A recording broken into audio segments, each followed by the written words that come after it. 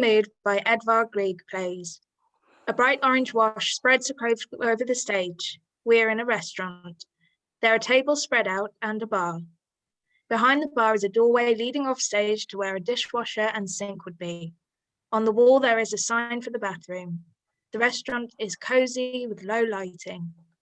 Women stand on the side of the stage, visible and bored, waiting for this transition to end. The sound of the BBC News intro is overlaid with morning mood. Morning. Time is still a social construct and everything is ruined. Remember, we are but slaves to Mother Nature and merely traipse upon this earth until she so decides to end our misery with disaster. You know, like with a big flood or something. Now back to Steve with the weather. Woman 1 enters the space, picks up a mug and begins thoroughly drying it. Woman 2 enters and mimes struggling to open a door. She eventually succeeds. Gets me every time, that door. Oh, fucking hell. Oh, chill out. People are so fucking stupid. It says pull. It literally says it on the door. Pull. Pull it. Well, some doors work both ways, don't they? What? You know, some doors have like double hinges. Like. Woman 1 slaps woman 2 and there is a snap to blackout. Lights up. You're an idiot. Blimey, you've got a bit of a short fuse today, haven't you? Woman 1 mumbles to herself while woman 2 begins chopping lemons. So, you seen that Little Women film? Oh, yeah, I love a good cry. What do you mean? Well, you know, Beth, she dies. There is a long pause where both women stare at each other. Woman 2 squeezes a lemon into a pulp. Nah, fuck. Did right you off. seriously just do that? You expect me to believe that a nerd who loves books as much as you? And I was bloody harping on about it all the second year. Utter dickhead. Oh, second year? Oh, right. Well, you can't expect me to believe that you didn't know Beth dies. Stop saying it. You've already ruined it. No, wait. Really? You didn't know? No. Fuck. No, fuck off. It's been out for 150 years. A customer enters the restaurant and they ignore him. Imagine if I'd have spoiled the end of the Star Wars for you. You wouldn't like that, would you? Well, no, obviously that's different. You cannot be serious. Hello. Can I get a coffee? You are horrible. I was going to watch that with my dad for Friday film night. You're such a loner. Yeah, no, I know. Hi.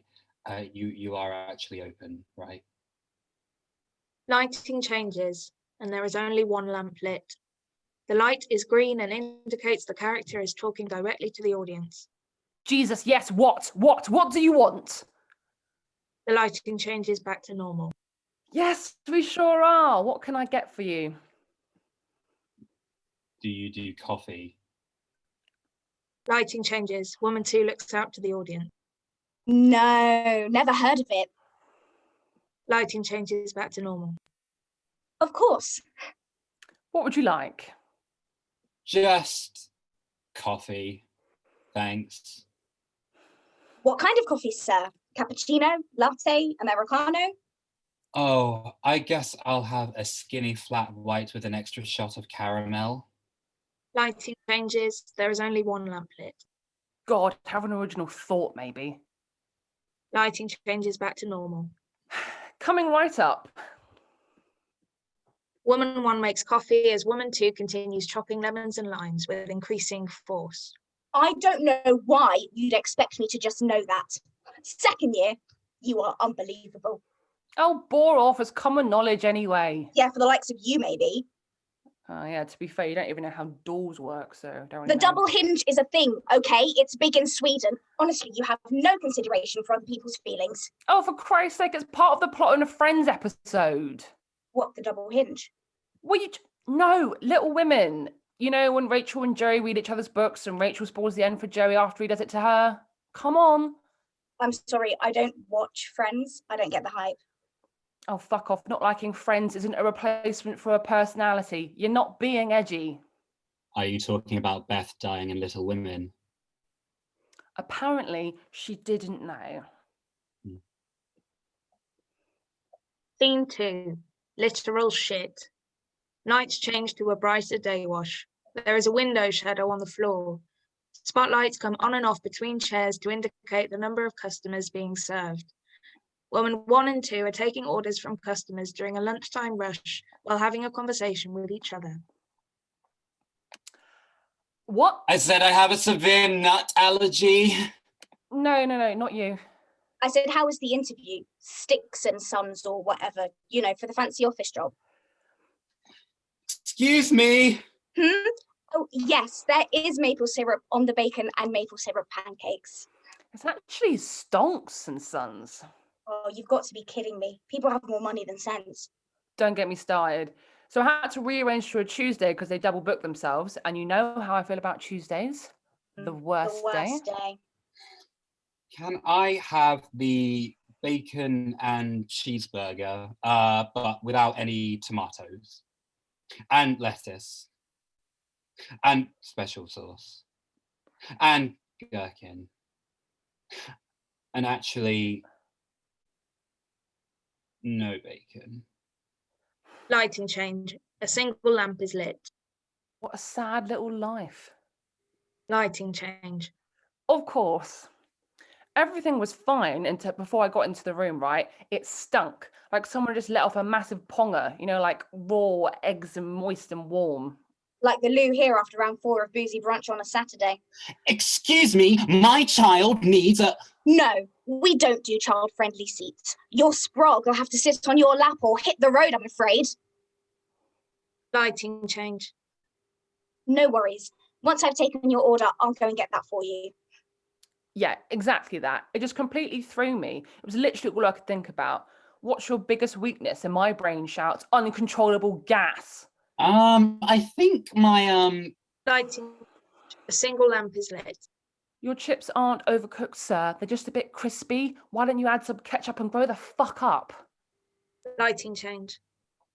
Oh, sir, I can see the problem. I'll just grab some fresh chips for you and take it off the bill. Christ, that's awful. Did they mention it at all? So sorry, sir. I've actually got my hands full. I'll be right back. Nothing. So then I'm like, oh God, am I imagining this? Is this my brain self-sabotaging in the most disgusting way possible? But I'm so sure it's real. It's pungent, like not fading or anything. I couldn't tell you what came out of my mouth. It's all a blur. well, actually, I want to... Oh, I'm so sorry the food wasn't up to standard. Yes, I can take the service charge off the bill for you. Lighting change. A single lamp is lit. Lady with the Chanel handbag. Lighting change. Oh, mate, I'm sorry. Did they say anything at the end about another interview or when you'll hear back? Lighting change. Look, if you want another knife, why don't you try using your words instead of waving it in my face? Kids, they should be kept outside like dogs. Lighting change. Whoops. I'll go get you another knife. Well, that's the worst thing. I must have been pulling some kind of weird face because halfway through, one of the men asked me if I wanted a tissue or something, like I had a sniffly nose. And of course, my brain goes, do it, it's safe. And I said, oh, thank God, can you smell it too? What is it, sewage? How'd you get anything done here? And the man, right, turns to the other bloke sat next to him who just bursts out crying and runs out of the room. Turns out this bloke has very severe IBS or something. Lighting change. A single lamp is lit. Woman 1 pulls out a microphone and leans in close to the customer. Yes, all right, we get it. You're very important. Lighting change. What can I do for you? Are you serious? Oh, like Eric from Halls in first year, do you remember? Yeah, you think he'd learn how to wipe? Are you going to be okay with this month's? Yeah, it'll be fine. Tip should be enough to get me through the month. Okay. Well, if things go tits up, you might have to get back in touch with... Absolutely not. No. Okay. Well, maybe it's for the best. You'd be leaving me all alone. Here. Thank you for coming. If you could just close the door on your way... Whoops. That's okay, never mind. Anyway, you don't want to be working under those circumstances. I know. God forbid I have to deal with anything inconvenient at work. Oh, I'm so sorry. It looks like your card was declined. You want to speak to my manager? Sure thing, I'll just go get her. Lighting change. A single lamp is lit. Wanker. Lights suddenly go down so that the stage is dimly lit. Scene 3. Boobs. The women are closing up. There is music playing from a radio, a combination of female pop artists such as the Pussycat Dolls, Ariana Grande, Lizzo, etc. The women bop to the music but keep cleaning. The music fades into 1950s advertisement music. The women glance at each other. They begin to create more mess than they clean up. This goes unnoticed by both of them. Woman 1 begins to dance formally with a lamp. Ladies, are your boobs hanging low? Do they wobble to and fro? Could you tie them in a knot? Could you tie them in a bow? Then fear not, with brand new Wonderlift, your perky prayers have been answered. Since using Wonderlift, my nipples haven't stopped being erect. Of course, I've chafed through my apron, but Jeremy loves it. Since using Wonderlift, my husband stopped cheating on me. It's cured his impotence and reminded me of why I married the bastard in the first place. With a yearly subscription fee of just $7.99, you too could get the perfect breasts. Terms and conditions apply. Product may also cause swelling, shriveling, hair loss, hair gain, and/or crippling depression. Lighting changes to 3 spotlights, 1 on each waitress and 1 on a cutlery tray between them. They throw the cutlery into the tray, but often miss. You know, I felt like I was always waiting for my boobs to come in. Yeah. Since I was a teenager, I felt weird about having breasts, bosoms, wongas, willy wonkas, tits, titties, breasticles, boobies, baps, bread rolls, jugs, cups, plates, knives, nips, nipples, nippy noos, pointy bits, madonnas, sacks of flesh, udders, parts of my body. Sure, but when I did, my God, the realm of what I could achieve became limitless. Once, I got away with nicking a mint Aero bar from the corner shop. Now, not the little ones, mind you, the big ones, the ones you're supposed to share, but you just eat all in one sitting. Yeah, those ones. Just by undoing my top button and leaning over a little bit. Exactly, because they are sexy, right? Underwear and clothing is there to accentuate them, make them bigger and rounder and fuller and perkier. Otherwise, what's the point? Girls who had them at school were somehow cooler and more mature, and boys would look at them. Wow. And men would look at them. Wow. Yeah, and then they got in my way when I tried to sleep on my front, and my shirt stopped fitting me properly, and they'd hurt when I ran upstairs, and bras would cut into my skin. But the things I could get away with, it was all worth it. They gave me power. Big old titties, and the world is your oyster. Right. But when I was in secondary school, my younger sister had massive ones, and I was so jealous because I had nothing, and everything was just really small, and I didn't have any sex drive or sexual desires or any of that stuff.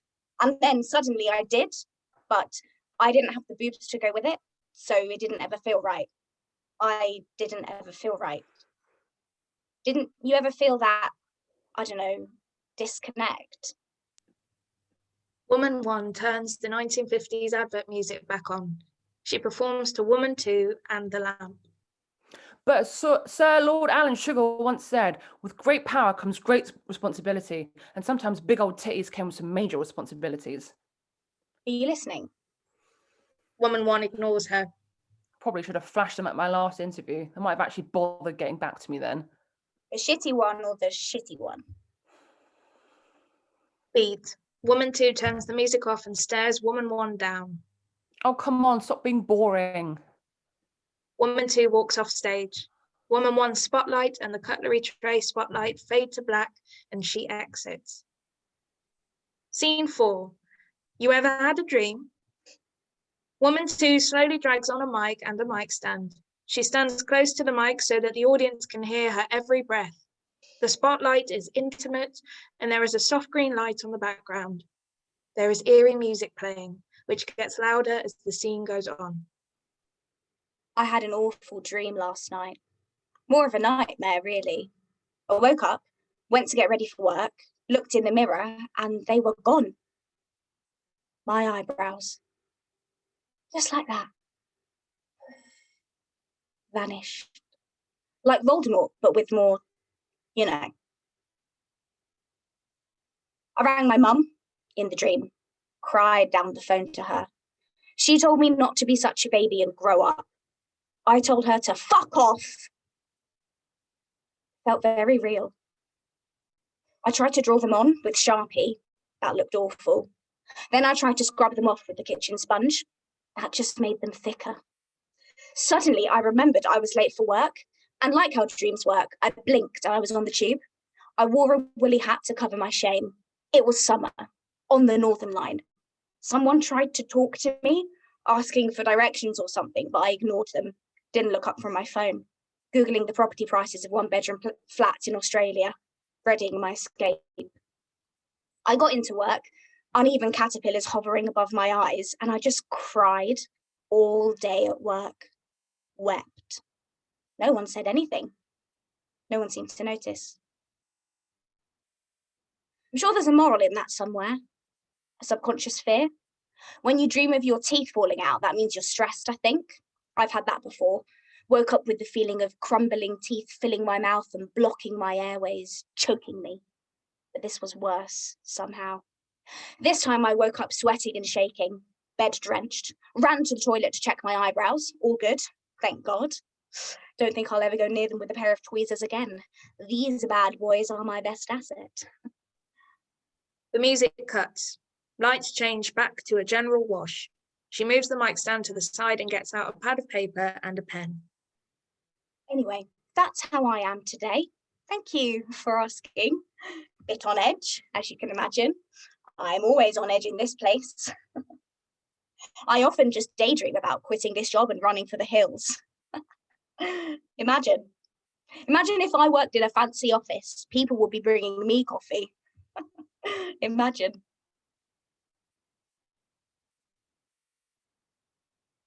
No, it's not like I'd be doing anything wrong. Anyone can interview for a job, right? And I wouldn't need to tell her if it didn't go anywhere. It's not like Stonks and Sons broadcast who they're interviewing. Actually, do you know what?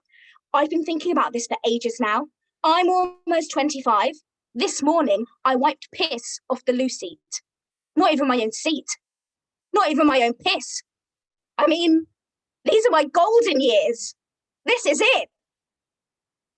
I'm going to march right home and print out my notice. I've had it saved on my desktop for like 5 weeks. Bam, what do you think of that, Janet? I'll finish my shift first, though. Can you imagine if I just walked out right now? How funny. Beat. Anyway, can I get you some water for the table to start? End of Act 1. Act 2. Scene 5. R.I.P. Sir Bradley Walsh. Woman 2 is scrolling through her phone. Woman 1 is pouring herself a glass of water. Oh my God, who's that guy who hosts The Chase? What, Sir Bradley Walsh? Yeah, he's dead. Woman 1 freezes. She continues to pour the water until it begins to overflow and pours it all over the floor. What? Yeah, hang on, let me just click the link. Fuck, poor Barnes. What are they going to do about Bradley and Son? Oh, I just have to put in my email address, 1 second. Oh my God, who's going to host The Chase? Oh, I just have to accept the terms and conditions. I should ring my mum. Oh, hang on, I just have to accept the privacy settings. Did you know it's canned laughter? What? I think I'm in shock. Okay, I'm in. Apparently, he was crushed to death by the beast. What's the beast? What? Really? Fuck off. No, be seriously. No, seriously. Seriously, come on. Really? Are you fucking joking? So, it might have just been clickbait. Jesus, you can't joke about that stuff. He's like the father I never had. Oh, come on, that was funny. Wait, isn't your dad's name Richard? That could have completely changed the landscape of British game show television as we know it. Woman 2 exits. Woman 1 seems to suddenly realise all the water everywhere. She grabs a cloth and does a poor job of cleaning it up. Giving up, she takes a seat. Scene 6. Twitter. A spotlight snaps on to Woman 1. She is looking at her phone. Blue uplights shine on her face. She is despondent. She smokes a cigarette. She is scrolling through Twitter. With each tweet, the light fades and narrows so that by the end of the scene, woman 1 is just lit by one spot. The sound of a Twitter notification plays at the end of each tweet she sends. Rules to live by. Be kind. Tell people how much you love them. Respect your elders. Be strong. Be loving. Never quit. Never fear. Stay healthy. Stay faithful. Send tweet. Cunts. Cunts everywhere. Save your drafts. Hey, you reading this. You got this. Send tweet. I'm just going to say it. I'd rather end up alone than end up with someone who can't put their shit in the dishwasher. Save your drafts. This is easy work. Complaining, pretending, and blaming. This is hard work. Inspiring, learning, and teaching. Send tweet. I can and will complain about most things. Save your drafts. I have come to peace with my face and skin. My acne doesn't define me. Send tweet.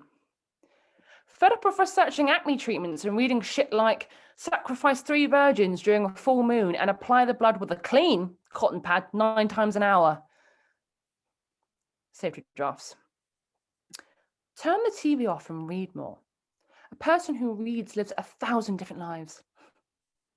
Send tweet. A woman just won 70 grand on the chase. Save your drafts. Woman 1 stubs out her cigarette and sighs. Woman 2 appears on stage and lights a torch to her face. Delete Twitter. Delete Twitter. The women leave the stage. Scene 7. Creeps. Lights roll across the stage to imply that time has passed as woman 1 enters. She chats with a lamp. Woman 2 walks on again with a bag, pissed off. She goes to open the door, but it is a pull door and she pushes. This pisses her off even more. She is clearly in a mood and throws her bag at the bar, knocking several things over. Woman 1 stands at the bar in surprise, but this isn't new. Coffee? Lewis Carroll, were you just talking to that lamp? Oh, no, don't be ridiculous. What were you saying? Right. Lewis Carroll was a right creep. What, the guy from Pointless? The author. Oh, right, yes, the one that wrote all the magical wardrobe books. No, that was C.S. Lewis. Christ, you can be so thick. You have a master's degree. He wrote Alice in Wonderland. Oh, yeah, no, I did know that. Why, what's he done now? He was just weird. He took like hundreds of photos of little girls in creepy poses dressed in rags. Well, everyone needs a hobby. That was a joke. Yeah, no, I got that. This book I'm reading keeps trying to justify it, like, oh, well, there's no known record of him being an actual pedo. It's all very disturbing. But, you know, because he wrote some best-selling books and was a well-off white man who went to Oxford University, it's not important enough to tarnish his name. Why do you even care? You know, you can't take on the emotional baggage for every bad thing any white man's ever done. You'd spontaneously combust. Yeah, but Lewis Carroll, he got away with it. Yeah, he did, but you can't change that. I just feel... I know. It's gross. Can we stop going on about it now? Why are you being so difficult? Do you want to talk with me or at me? You sound like that professor. What was his name? Dr. Oh, the one with all the bad coffee breath. Who? You know, What? Look, never mind. I'm just being honest. What do you want me to say? We don't have to go to war over everything. No, but fuck, sometimes it's like you just don't care about anything. The door to the restaurant opens. A man enters. He seems lost. I've got a delivery for 500 boxes of black, blue, and red biros. Lighting change. Does this look like W.H. fucking Smith's? Lighting change. Oh, no, sorry, that's not us. I think you were next door. It's okay, people always get confused.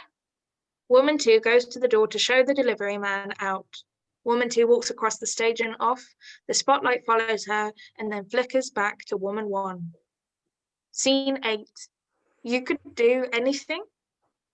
Spotlight on Woman 1. She slowly drags a mic stand from off stage. She stands very close to the mic so you can hear her every breath. The spotlight is intimate and there is a soft green light on the background. There is a lamp sat on a chair. There is eerie music playing which gets louder as the scene goes on. Doc, I had an awful dream the other night. More of a nightmare, really. I woke up, tried to get out of bed, and I couldn't. I was completely frozen. I rubbed my eyes and noticed I didn't have any hands. Panicked, I rolled out of bed and wiggled over to the mirror. At this point, I vaguely realized I didn't have any legs either. When I looked into the mirror, it hit me. I was gone. Just like that. And in my place, my form, my body, if you want to call it that, was a huge, furry eyebrow. Yeah, so as you can imagine, I was quite upset. The first thing I thought to do was call 111, but I didn't have any hands to dial the number. Thank God for Siri. When a lady picked up, I cried and cried down the phone to her. I said, "Please, miss, help. I think I've turned into an eyebrow." She told me to grow up and fuck off. And then she hung up the phone. It felt very real. I tried to do some visualizations, all that crap. Nothing seemed to work. I wiggled around on my bedroom floor for God knows how long. And then suddenly, I remembered I was late for work. And like how dreams worked, I blinked and I was on the tube. A lonely little eyebrow sat up on a seat surrounded by humans that didn't seem to realize my problem. I tried talking to a few people, but they ignored me. One man sat on me from Kennington to London Bridge and didn't even blink an eye. At work, it was all, "Oh God, why do you keep dropping things? Where's my burger? Why can't you open the glass washer?" Nobody asked me why I was suddenly an eyebrow. Not a single person. So I cried and cried all day. Wept. Nobody said a thing. I'm not sure what to take away from this dream. What do you think, Doc? I might ask my friend. He told me all about what my grizzly bear dreams meant. I think it meant he said I was scared of grizzly bears? Anyway, I woke up in a right mess, rolled out of my bed and ran to check the mirror to see if I was still an eyebrow. I wasn't. Back to boring old me, I guess. I'm glad I'm not an eyebrow for real. It would make this job very difficult and I don't really know what the long-term health impacts would be. Maybe there wouldn't be any. Maybe I'd live forever as a perfectly shaped patch of hair with eyes and a mouth. The music cuts, lights up. She quickly gets rid of the mic stand and takes out a pad of paper and a pen. Sorry, what was the question? Oh, the special burger. Yeah, it's very good. I would recommend it. Woman 1 smiles and walks off stage. Lights change slowly, signifying that time has passed. End of Act 2. Act 3, Scene 9. Life is mundane. It is the lull before the end of a slow day. The stage is dimly lit. The women appear to be tidying up but make little progress. Woman 1 seems to be consumed in cleaning a single mug. She repeats the same motions over and over again. She is staring at a lamp. I think it's dry.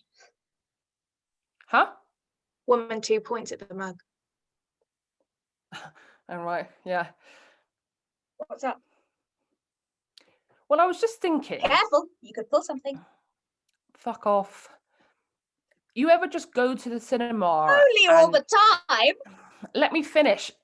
Do you ever just go to the cinema and feel like, whoa? What, like when we saw Cats? No, God, no. Oh, then no, I'm lost. I don't know how to explain it, but like when you get the adrenaline pumping and you're so invested in that world, in their world, and then it's all over and you have to snap back to reality again. Did you binge watch all of the Star Wars again? No, look, coming out of the cinema and you just have to go back to boring old you. Doesn't that ever bother you? I don't think I'm boring. Oh, forget it. You think I'm boring. I didn't say that. I knew it. You think I'm boring. Just because I suggested we go to that knitting class. No, oh, for fuck's sake, sometimes I think everything is boring. Oh, right. You think about that a lot? Only sometimes. Sure. You know, if you ever want to... Yeah, I don't know. Christ, is this really it for me? Well, I like spending time with you too. Oh, fuck off, you know what I mean? Just sometimes I find it hard to muster up the energy to be. What? Just be. Oh, right, yeah. You want me to take your shift tomorrow? Get some space? Watch old reruns of The Chase or whatever it is you do to unwind. Nah, it's okay, I'm fine. Need the cash anyway. Did you hear back about Stocks and Sons? God, no. I guess they're officially ghosting me now. Still, is this it? What we were put on this earth to do? Don't be silly. Our purpose is birthing children and looking after men. Oh, yes, I forgot about that. Hi, I just wanted to know where the toilets are. Lighting change.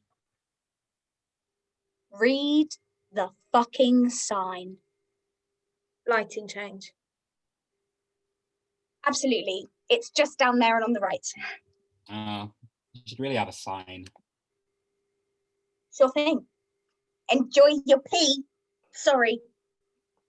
Lights go down until the sign for the bathroom is the only thing that's lit. Scene 10.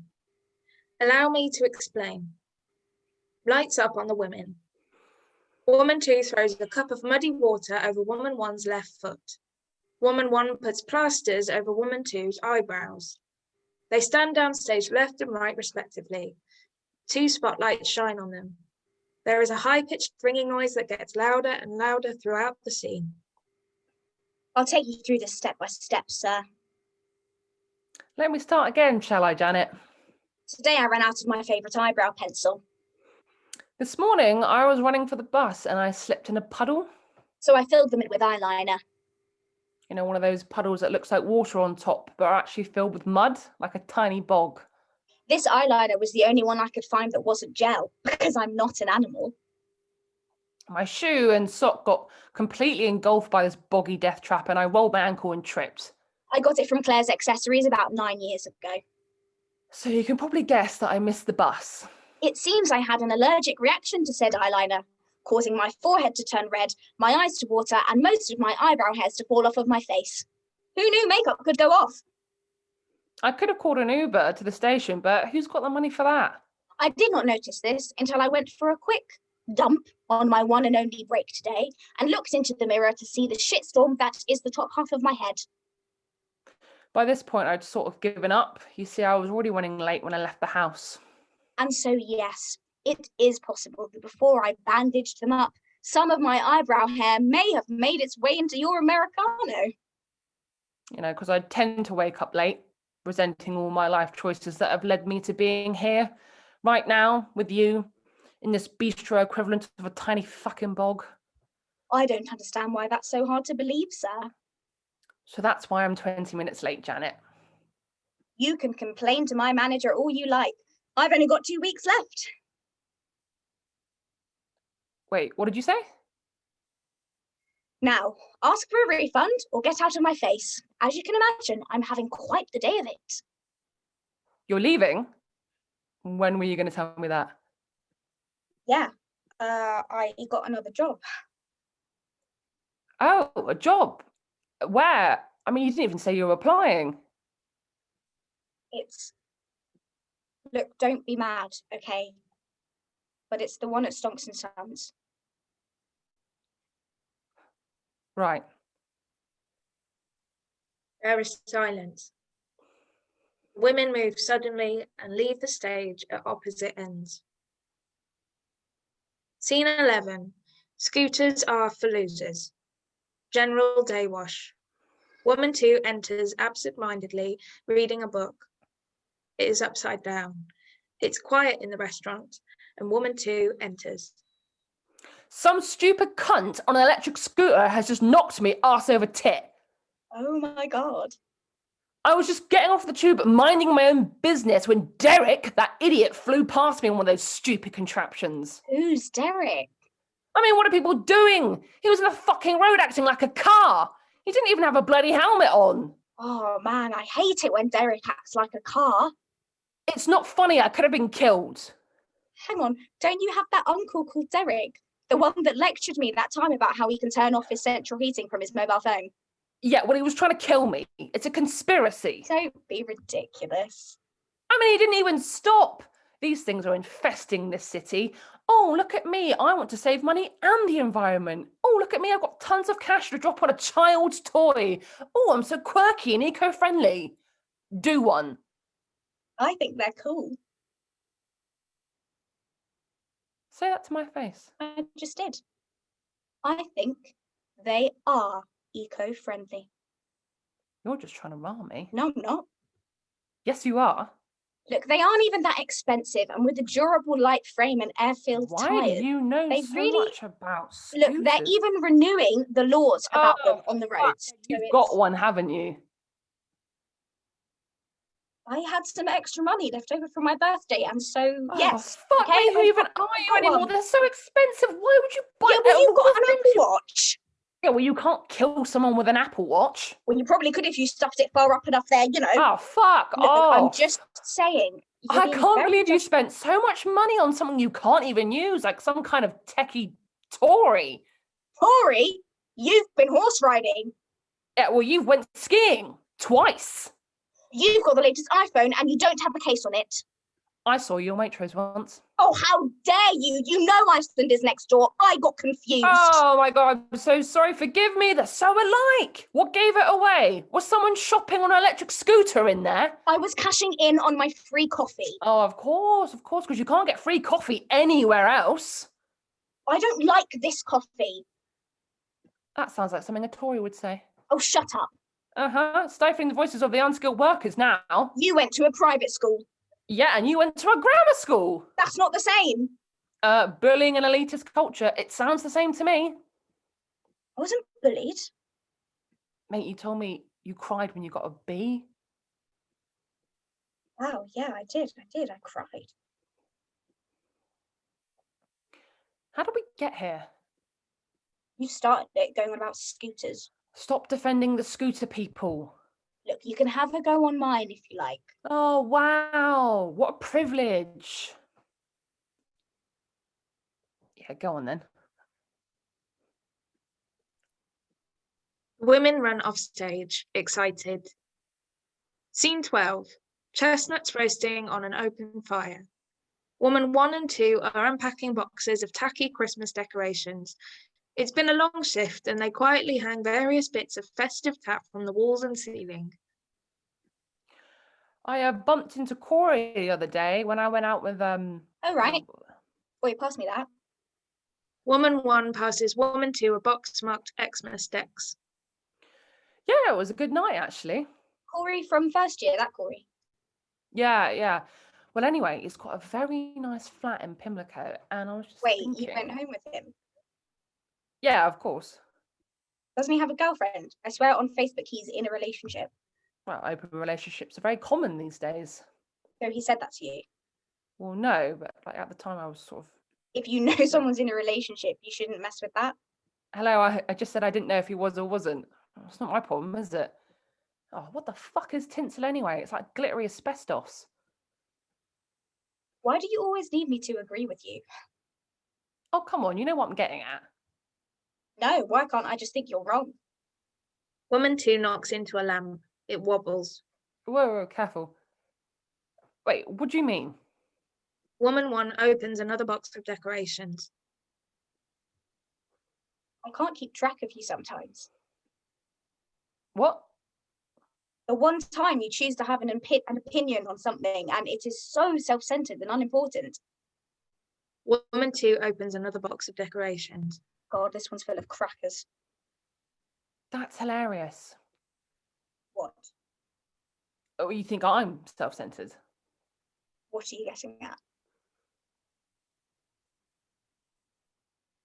Go on, spit it out.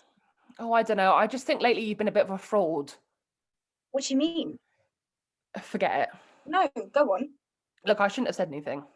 No, please, enlighten me. Educate me. Look, if this is about me leaving... Oh, I mean, so when you stole the job that I told you I was applying for, cool. right, So okay. this is about me leaving. Oh my Great. God, no, just get over yourself. You're being ridiculous. Christ, I don't even want to engage in this conversation right now. No, this is ridiculous. It was only 5 bloody minutes ago that you stole the job. Stole? That I literally, Are you kidding me? Yeah, stole. It wasn't your idea, was it? Well, if only you'd been bright enough to get the job over me. You have a degree. It is not my fault you dropped out of uni. Woman 2 drags a tree out from off stage. It has broken branches and looks a bit pathetic. I've always thought that was just a gimmick anyway, you know? What, the tree? No, your way of projecting all of your own insecurities onto the people that actually give a shit about you. Wow, okay. Pretty pathetic, actually, the way you walk around acting like you're so above it all. Would you just take a fucking day off? Oh, touched a nerve there. Stop being a spiteful bitch and just spit it out, whatever you're gagging to get out. Fine. You're pathetic. Look at yourself, for God's sake, do something. Have a passion for something other than the fucking chase. There is more to life than game shows. You're supposed to be smart. You had everything handed to you on a platter and you can't even get a piss easy office job. You're a joke. Of course. It's the same old sob story again. Having a degree doesn't mean anything these days. Well, it meant something to me. Well, why are you getting mad at me? You're the one who gave it up. I'm mad because you're wasting it. You think this is a choice? You think anyone is doing something with it? I mean, look at all of our mates, Eric, Billy, Anna, for fuck's sake. Do you think any of them are doing anything with their degree? I wouldn't know. Well, what do you mean? I mean, I wouldn't know. They aren't my friends. Of course they are. We all live together in second year. You lived with them. They're your mates. Because it was you who spent the best 3 years of your life snorting coke in club bathrooms with them and barely turning up to seminars. I think we all snorted a bit of coke in a fucking bathroom. Okay, you're really funny, actually. Well, I didn't. Okay, I wanted to do something. I wanted to be better than that. Right, so this is all because you think you're better than me. Okay. No. Right. No, I'm so sorry. I've been dragging you down this whole time. That isn't what I meant. And what going for the same job as me is just what? You want to one-up me? No, if you shut up for like literally 1 second. It is not my fault you dropped out of uni, okay? That is on you. That is your fuck up. You cannot blame me for how shitty your little life has turned out. And it's not my fault that your parents have cut you off. That they don't want anything to do with you. Woman 1 throws a ball at woman 2's head. All right, fine. You know what? I am better than you. I got the job. I'm getting out of here. Me, not you. Right. Yeah. Well, good for you. Yes, it is. Woman 2 knocks over the lamp, the bulb smashing loudly on the ground. Snap to black is sudden and deliberate. There is a loud noise of a train arriving at a platform. The noise is chaotic and overloads the senses. Lights up. We see the stage empty. Time passes. Shadows creep across the floor and light comes and goes. End of Act 3. Act 4, Scene 13. Your order has been dispatched. Woman 1 enters a dimly lit room. She is nervous and lingers in the doorway. There is an armchair with a lamp on it. The lamp has a pair of glasses on. Good evening, Doctor. I always feel a bit weird calling you that. Very formal. The lamp remains silent. It is a lamp. Larry? Well, I mean, only if you're sure. Woman 1 turns to close the door and the glasses fall off the lamp onto the floor. Well, anyway, how are you? Larry? Larry, where did you go? Larry? She looks around the room and spots the glasses on the floor. She picks them up and puts them on the lamp again. Ah, there you are. Thought you'd done a runner there, Larry. Anyway, how are you? How's Sheila? The lamp remains silent. Oh, okay, so straight down to it. Well, I suppose I've been okay this week. I ordered something off of Amazon last week. You ever look at the Amazon deals? I suppose not. I've been so excited for my delivery, acting like a kid about it. You know how they lose their shit at Christmas? Well, yeah, a bit like that. It came this morning, and well, I just sort of deflated. It's just another thing I own now, I guess. How disappointing. You think this thing is going to complete you and keep you content for weeks? I've been thinking a lot about the concept of being content as an adult. Are you content, Larry? I like to ask that question when they've had a couple of drinks, people at parties and stuff, and it really throws them for a loop. Not a great way to make friends, but it sure does generate some interesting answers. One woman I met said, "I've got children, I've not got much room for anything else." I thought about whether having children would ever make me content. Larry, and stop me if I'm rambling, but when I was a child, I used to run around in this big pack, in the summer, a bit like the famous five, but there were more than five of us. Remember those long, hot summers, Larry? Anyway, one evening, we were causing trouble in the woods down the road, climbing trees, playing games and whatnot, and we decided we're going to play a game of hide and seek. Well, Evie suggested it, so what Evie wanted, Evie got. So I was counting, and I was counting to 100, and everyone went to go and hide. And I could hear them giggling and shuffling about. And at around 80, I realized it had gone really quiet. But, I stuck to the count. I was very honorable in a game of hide and seek, Larry. No cheating or nothing. It reached 100, and it gotten dark by then. And I didn't find anyone. I couldn't. They'd all fucked off, left me in the dark on my own. I didn't even know how to get out of the woods. I mean, I'd always just followed the others, and it was dark and so quiet. I mean, something must have spooked me, because before I knew it, I was just sprinting through the trees and screeching at the top of my lungs. And then the ground disappeared, and I was just flying through the air, like actually flying. It was amazing, till I landed. One of the kids must have felt bad and told his older brother or something. And a couple hours later, they came round to look for me. Found me at the bottom of a dell with a broken arm. Got a wicked cast though, neon pink. Everyone was so jealous. Children are cunts. And I tell you what, I certainly wouldn't be content if I had one like them. Woman 1 listens to Larry the lamp, who is supposedly talking for a long time, offering her advice. She seems to be absorbing what it is saying to her. There is a long period of contemplation. Wow. I never really thought about it like that. She stands and walks to the door slowly, takes one last look at Larry. Thanks, Larry. The lamp falls over and smashes loudly. She stares. It's just a lamp.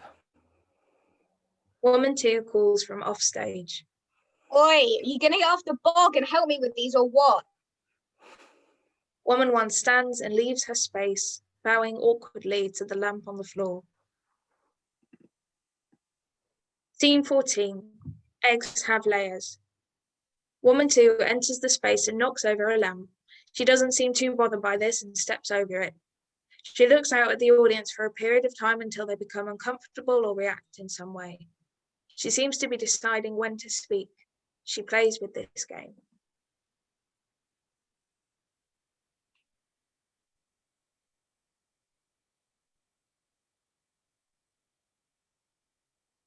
Quick, do you have a bag? Have you brought a bag with you? It's okay, I'm not going to do anything with it. Silly. Just want to know if you have or a cup. Do you have a drink? Something that could hold a lot of liquid? It's not for me. Don't look at me like that, perv. Oh, Christ. Woman 2 tries someone else. There is a plastic cup under their seat, preset. She's very grateful, and there is room for ad-libbing here. She takes the cup and stuffs it under her legs. She is relieved. I'll I'll just put this down here for a moment. She places the cup down carefully. What makes you happy? What do you do to relax? Describe your dream job.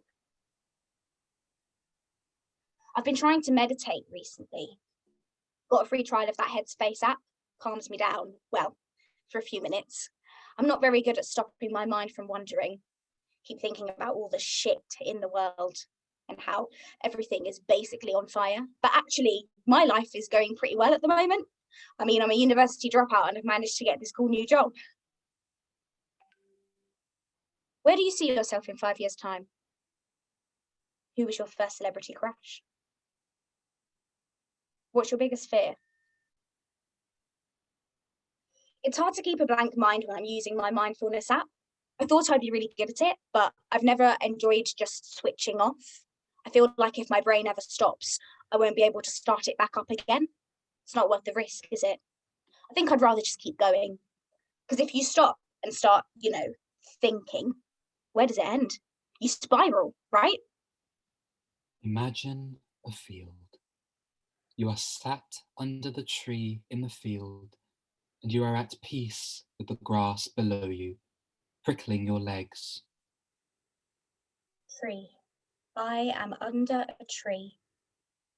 My best friend in year 8 told me never to fall asleep under a tree because they suck up all the oxygen from the air and basically suffocate you in your sleep. Oh God, get me away from this bloody death tree! If you feel your mind wandering, don't judge yourself. Just slowly bring your mind back to the tree. The tree. The tree cannot hurt me. It is in my head. My head is the tree.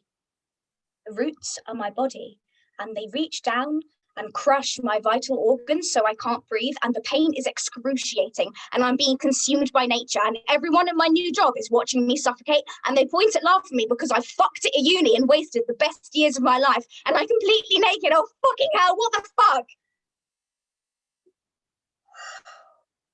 Forget it. Honestly, I don't even really know what this new job is. I don't know if I'll like it. I don't know if I'll be any good at it. I don't even know if I want it. I just know I want out. You are striding into your new office in a power suit and high heels, something Janelle Monáe would wear.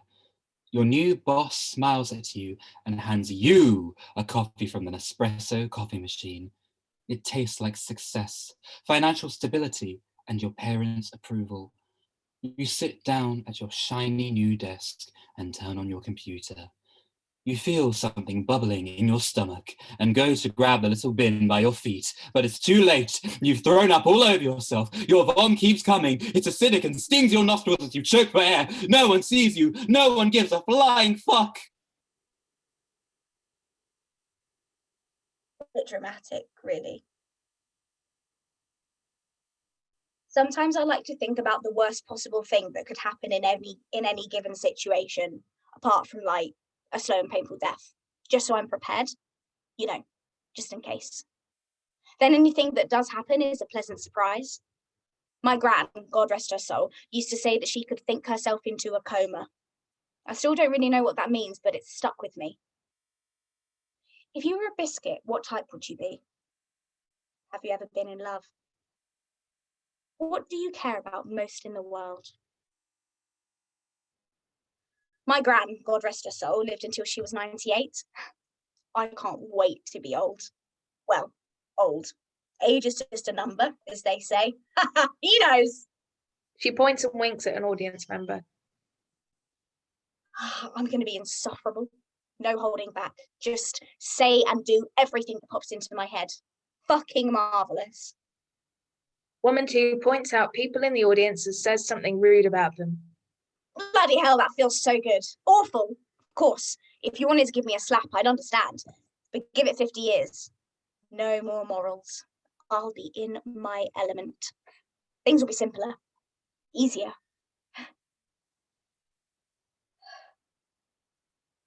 Till then, I guess.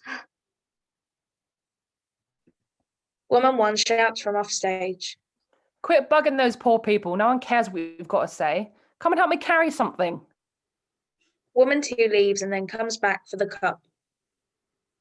Probably shouldn't leave this here. Woman 1 is trying to stuff eggs carefully down the front of her apron. She is finding this quite difficult.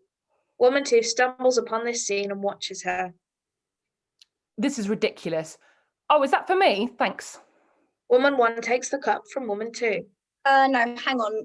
Yeah, I know. I'll explain. Wait a second.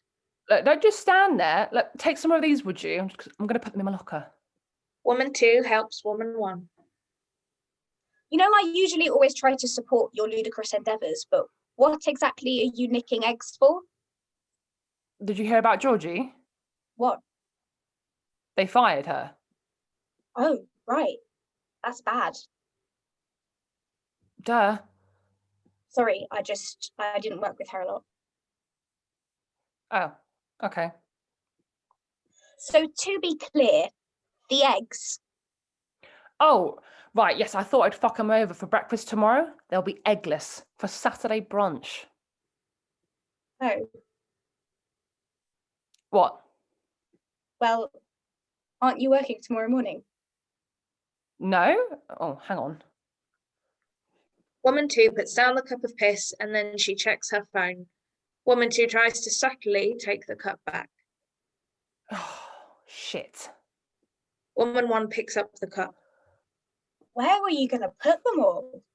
Oh, I don't know. I hadn't really thought about it. I just got her text and saw red and I just thought, I know, eggs. That'll get them. Yeah, fuck the system and all that. Bold move. A real revolutionary. Anyway, where's all this coming from? Well, she's my mate. I'd steal eggs for you too. Stop staring at me. You're being nice. Oh. Yeah, well, baby steps. Maybe I'll be nice to complete strangers soon. The customer tries to enter the restaurant but seems to struggle with the door. He gives up and stands staring at the door. Oh, spoke too soon. Woman 1 downs the piss. I think I'm going to be sick. End of Act 4. Act 5, Scene 15. The next station is closed. The stage is dimly lit. Women 1 and 2 appear at the side of the stage. Spotlights appear on 2 seats next to each other downstage right. The women look at one another and dive for them. They sit next to each other, smug. There is the sound of trains rumbling through the tunnels. Blimey, 2 seats together. Smashed it. My God, yeah, my bloody bunions are killing me. The next station is Stockwell. I can't believe they got me on a 12-hour shift on my last day. Yeah, your last Friday as well. I mean, I will have other Fridays. You never know. Bleak. Nobody lives forever. Jesus, yeah, all right, I get it. Of course you'll have other Fridays. They will just be in an office and end at a reasonable time and you can go to the pub afterwards with your new work pals. Oh, I really can't be asked. You know, meeting new people. What if they're all awful? What if they think I'm awful? What if it's uni all over again? There is a high chance of that. Oh, cheers. You'll be fine. It will be weird. Yeah, but you'll be fine. The next station is Brixton. You know, I don't know if you knew this, but the name of Brixton Station has a long and rich history. Oh, wow. I don't think I did. Please tell me everything you know.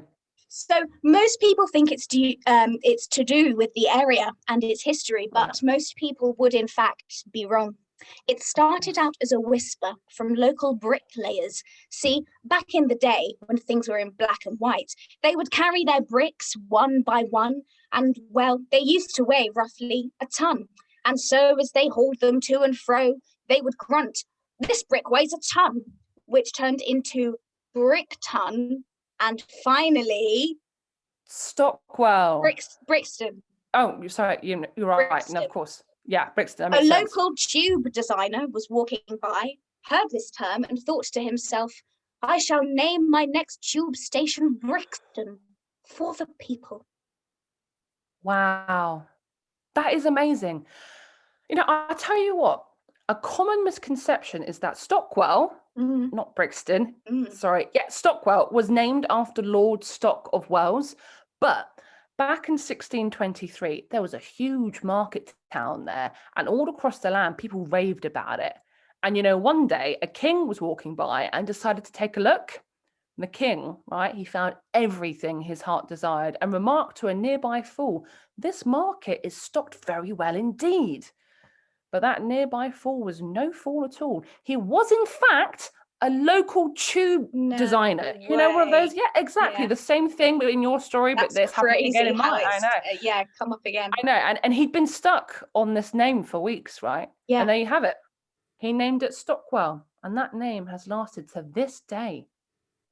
Loud sound of a train passing. It's chaotic. Lights flicker and snap off. Scene 16, spoiler alert. Woman 1 is working alone, apron on and cleaning. Woman 2 enters in a suit. Hello, stranger. Well, Miss Big Shot down here with all the gutter people. Shut up. Thought I'd pop in on my lunch break. Oh, yes, it's always quiet during lunch. Well, you look swamped. All right, chill out. It's a Tuesday. Hello. Hi. I don't want to make a fuss, but I've just tried to get into the toilets and the door won't open. Ah, I see. That probably means someone's already in there. Oh, right. Well, I think it's a bit ridiculous that you only have 2 bathrooms here. Oh, well, you're right. I'll just go grab my toolbox and build another one for you, shall I? I have quite the reputation on TripAdvisor. That's nice. What's your name? It's Sally. Well, Sally, I shall be leaving a review about this place as soon as I get out of here. Good for you. I'd like to speak to your manager, please. Yes, hello, hi, I'm the manager. The customer and woman 1 stare at each other. The customer leaves in a huff. Who's Sally? Oh, it's the new girl. I don't like her very much. You're terrible. Give her a chance. She might be all right. Yeah, well, I heard she voted Tory. Oh, well, fuck Sally then. Manager. Yeah, as if. Don't say anything to Janet. Wouldn't dream of it. Can I get you a coffee? Yes, please. Just a flat white, thanks. On it. Woman 2 walks over to the bar where woman 1 is making her coffee. She rummages in her bag for something and pulls out a battered book. She puts it on the bar and waits for woman 1 to notice. Oh, is this something you've been reading at the moment? Yeah, it's one of those classics. Thought I should probably get around to reading it. Oh, yeah? How are you finding it? Yeah, it's okay. It's a little sad, though. Beth's just died. Woman 1 drops the coffee she has just made. You're fucking joking. End.